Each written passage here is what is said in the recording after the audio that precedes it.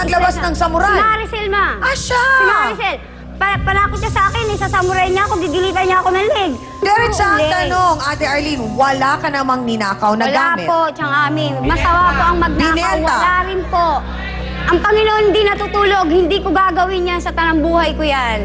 Hindi ko po gagawin yan magnakaw. Ang hindi naman maintindihan nga kasi ng ating mga kasawsawan, abay kung paanong nangyari ngang si Ate Maricel na ang nakisuyo, siya pa ang galit na galit at nag-iskandalo sa bahay ni Arlene. Nagawa niya ang lahat ng yan dahil nga parang walang utang na loob na kaibigan ay inangkin daw ang mga ipinundar niyang gamit.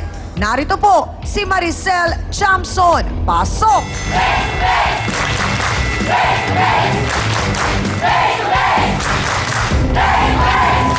Sandali lang!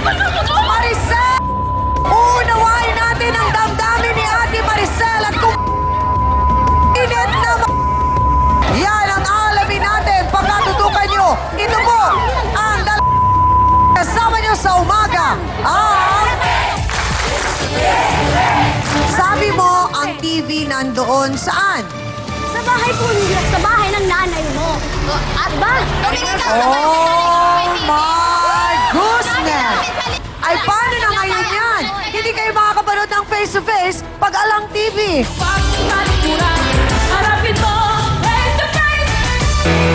This program is brought to you by Coca-Cola. Ituloy ang happiness. Kaloy po, laking Marikina at President for Happiness ng Coca-Cola. Sabi nila, ang trabaho ko, pasayahin kayo. Astig, no? Ano kayang magandang gawin? Dapat ba? Eh kung...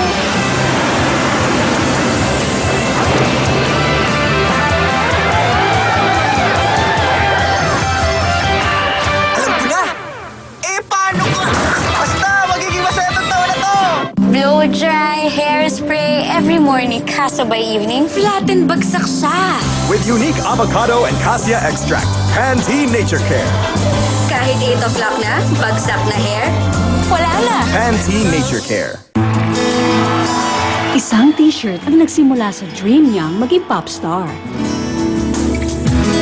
Simple man, naiintindihan ko na importante ito sa pangarap niya. Hahayaan ko bang masira ito na matinding man siya? Hindi, no? Kaya ang gamit ko, Ariel Stain Lift with Deep Clean Technology. Tanggal ang mancha sa bawat layer, kaya may linis na mukhang bago para sa pop star ko. Ariel Stain Lift, linis na mukhang bago. I let the fresh outdoors in with Glade Refresh Air. Its odor-fighting formula cleans the air as it freshens. Glade Refresh Air opens my door to freshness. Glade Refresh Air. S.C. Johnson. Hair fall, roughness, dryness, dullness, split ends. I never worry. For the top 5 Filipino hair problems, I have one solution. L'Oreal Paris Total Repair 5 with Cement Ceramide. Repairs hair inch by inch. Strengthens like no other. Kaya strand by strand, gorgeous. 5 problems, 1 solution. For only $4.50. Because every Filipino's worth it. Kumanta ng maaliw at mabaliw. Hatid ng MBC, TV5, Star City at CCP in cooperation with cities of Manila and Pasay. The 2012 Aliwan Fiesta. This is the mother of all fiestas dahil magtatagisan ng champion dance troops sa bawat fiesta sa buong Pilipinas. At ngayong taon, mas kagigiliwan mo ang mga hatid naming pakulo para lang sa inyo. Street Party. Reyna ng Aliwan Pageant Night. At sa April 14, ang culminating event ng Aliwan Festival. May street dance at float competition sa hapon. Makakasama mo pa ang mga talentadong Pinoy Hall of Famers at mga kapatid stars. Kaya huwag nang magliwaliw kung saan-saan. Dito ka na sa nakakabaliw at nakakaaliw na piyesta ngayong summer. Sa 2012 Aliwan Fiesta. Makialiw na mga kapatid!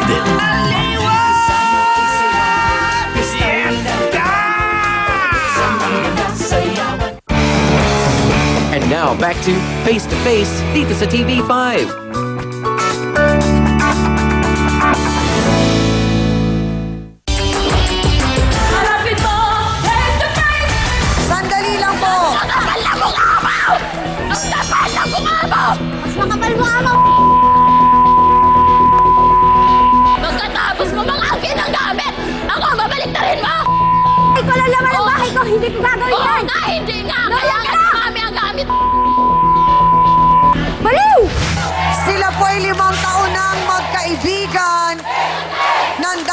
lamang sa gamit, nagkakaganito, Ate Maricel.